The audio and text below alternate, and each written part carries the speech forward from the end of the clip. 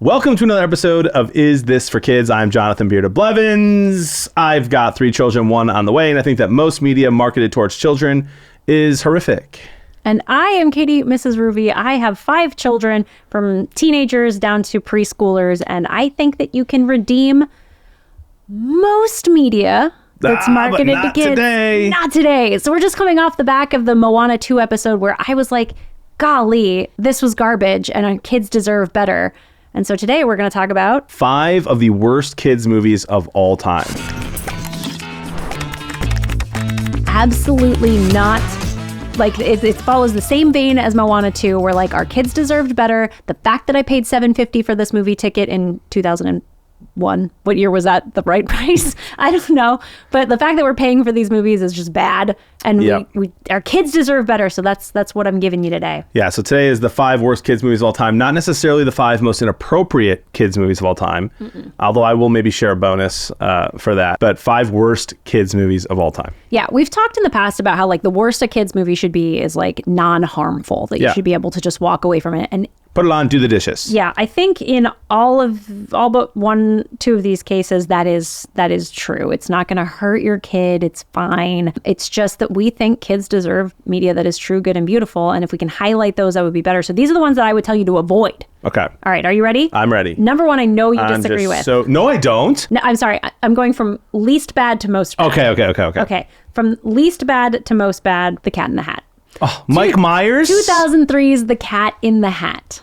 Wow. Do you know what that rating is on Rotten Tomatoes? 33%.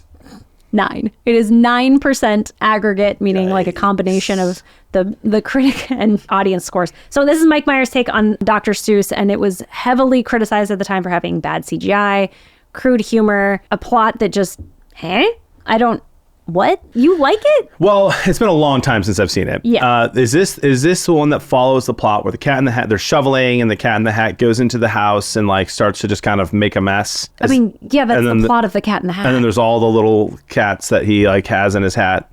And in the end, it all works out. That's the one? Yeah. Well, I mean, that's the plot of the Cat in the Hat. Yeah. Well, there's a couple of Cat in the Hat books, right? And like sure. Like the main Cat in the Hat. The main Cat in the Hat book. This is what happens. It's raining. Mom goes out.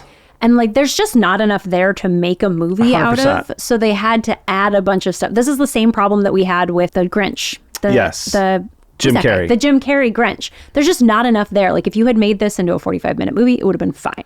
But trying to stretch this to an hour and a half or even 2 hours is insane. And so there's a lot of like, the Cat in the Hat is hitting on the mom. Like there's just, what? Yeah. So I don't remember any of that, but I'm going to take your word for this because I have not seen it in a long time. I was very young when I saw it. And this was one of those movies that no matter what, I was going to like it because I was a kid and I liked the books. And so when I was very simple growing up, you know what I mean? I'll give you an example. There's another thing now. Like if they ever remake Land Before Time, if they ever do a real version of Land Before Time, I'm going to love that movie no matter what. It doesn't matter how bad it is. I don't care if it gets 0% Rotten Tomatoes. I'm going to love it because I've been waiting for that my entire life. So that's how I feel about Cat in the Hat. It probably was absolutely awful. There's a Jurassic Park joke in there somewhere. Anyway. How dare you defame The Land Before Time? I'm just saying, how are they going to do a live action Land Before Time, John? What do you mean? They're going to Dinosaurs are extinct! They're going to use CGI! Oh, right. And it's going to be great. It's not exactly live action, is it? No. Okay, the next one, everyone agrees with me on. There's no shot you're going to disagree with me. Okay. The Emoji Movie. Yeah. Yep. Never showed it to my kids, never will. Oh gosh, like I took them in the theater.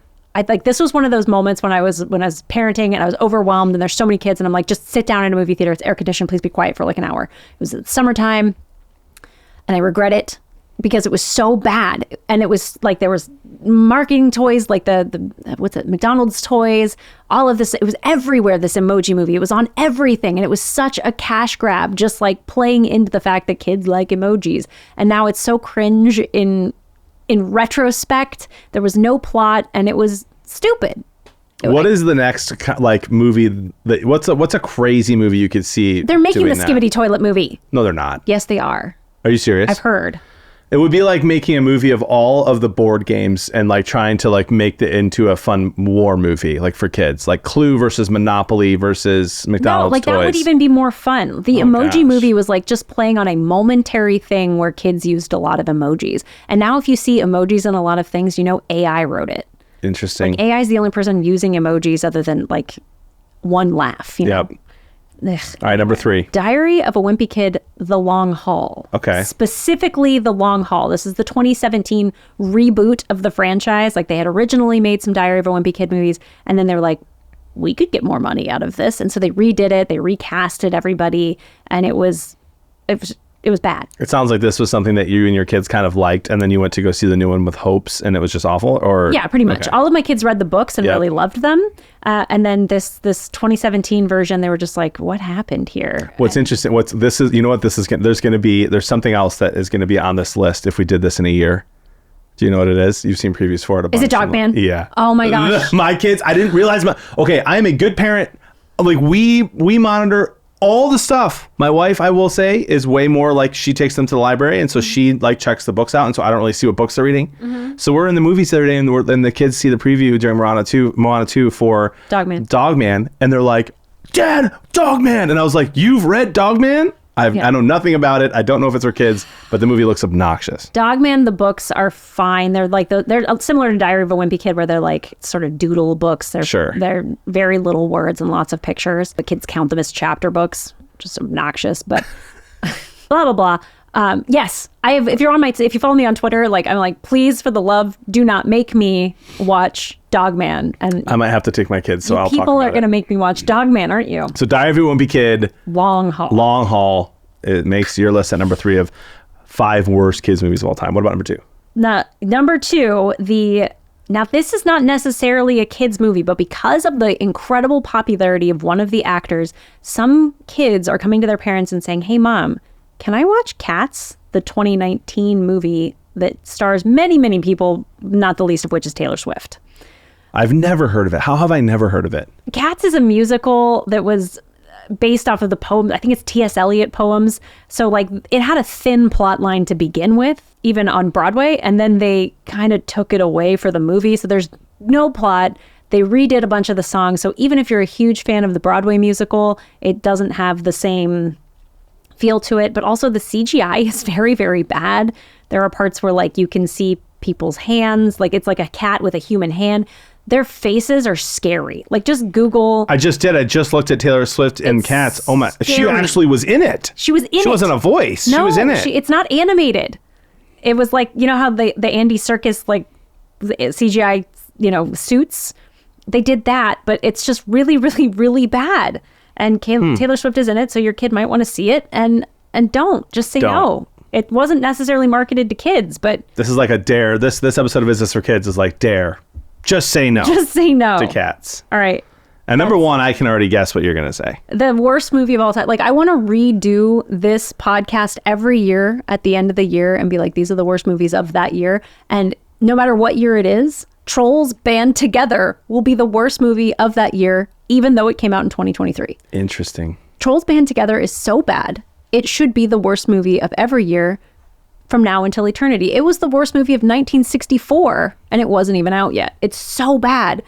And we have a whole episode on Trolls Band Together if you want to go back and watch all of the reasons that I hate it. But you described it really well on your Twitch stream. Do you remember what you said? SpongeBob SquarePants did cocaine. And wasn't funny. Yeah, that's Trolls. And also made bondage jokes that he was trying to keep over kids' heads and didn't land. So yeah.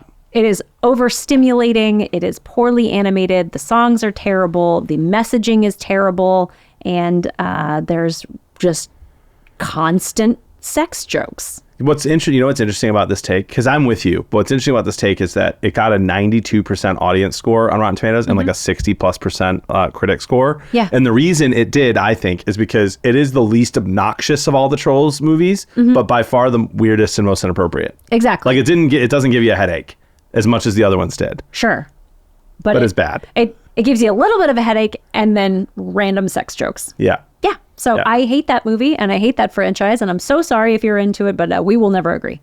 Trolls Band Together, number 1 worst kids movie of all time. I've got a bonus to throw in there. One of my all-time favorite Disney movies that is just absolutely not for kids. Okay. Maybe we'll do a list of like 5 Disney movies that are not for kids. For kids. But The Great Mouse Detective. So I went back and rewatched. The Great Mouse Detective is a top 5 Disney movie for me. And actually, it's like a dark time for Disney during those years where they like really get into some interesting political conversations in the movies. And there's like a secret mouse society. Rescuers Down Under is a great movie. But in The Great Mouse Detective, like there's multiple bar scenes where all the mice are just wasted. Like, and then like hiccuping, like beers just chugging down. There's females dancing on table. I mean, it happened in Dumbo as well. Yeah, it's a very interesting Disney movie. But as a kid, I didn't ever pick up on that stuff. And I just like really liked the story. And the villain Ratigan was an interesting villain to me. But just a movie that is like, just remember the bad parts before you decide to show your kids The Great Mouse Detective.